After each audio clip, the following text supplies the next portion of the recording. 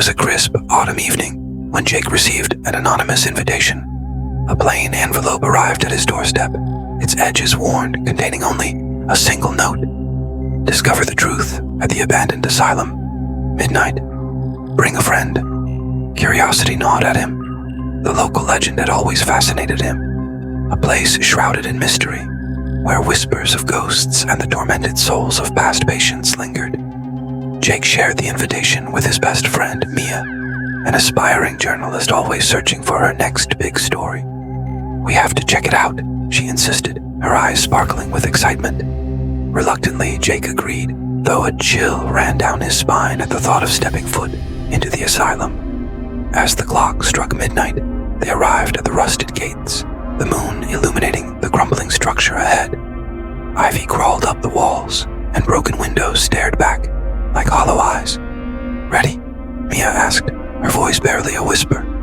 Jake nodded, gripping the flashlight tightly. Pushing open the creaky gate, they stepped inside.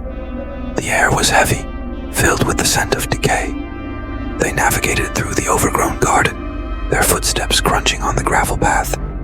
A chilling breeze swept through, making Jake shiver. "Did you hear that?" Mia paused, her eyes wide. Jake shook his head, but his heart raced. They pressed on, entering through a gaping doorway that led to the asylum's main hall. Dust hung in the air, and every breath felt like inhaling the weight of forgotten memories.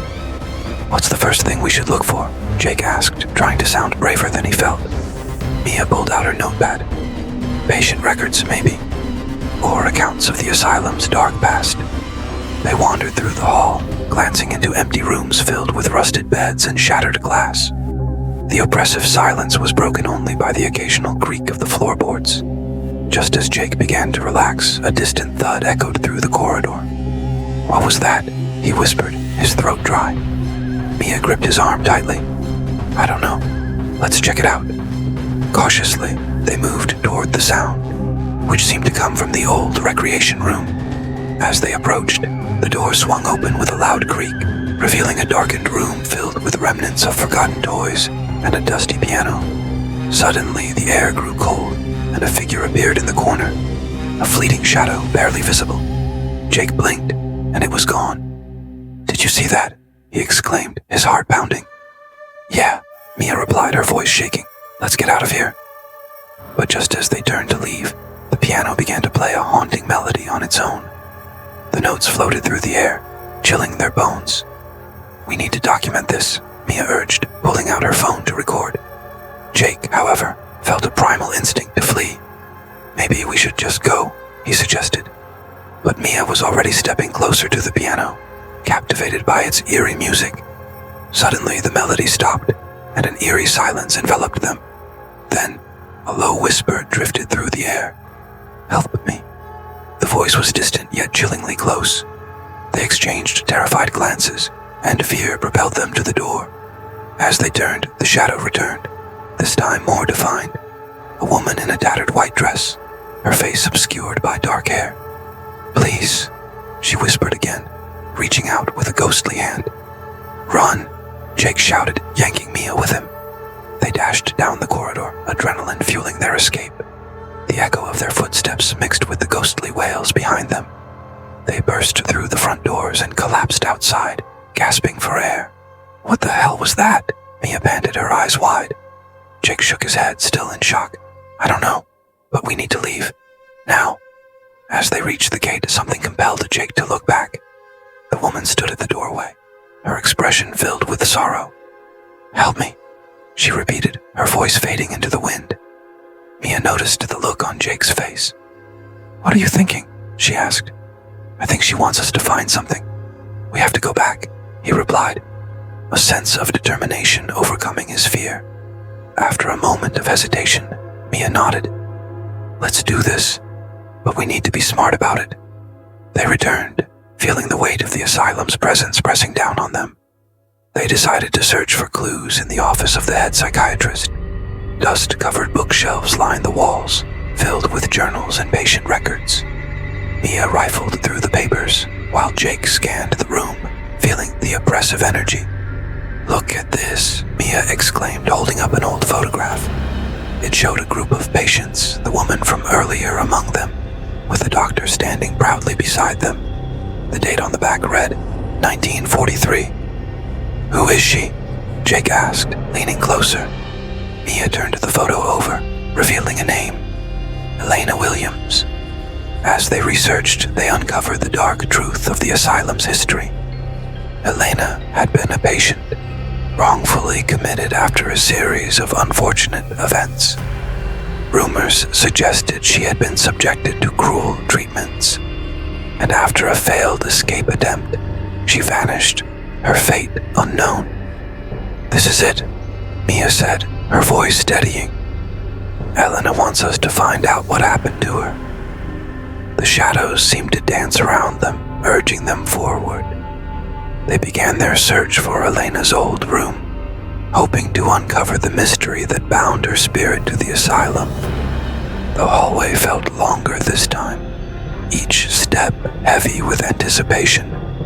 Finally, they found the room, a solitary door at the end of the corridor, marked with peeling paint and a rusted number. They pushed it open, revealing a small, dimly lit space filled with remnants of Elena's life. A journal, a cracked mirror, and an old locket. Mia picked up the journal, her heart racing as she read aloud.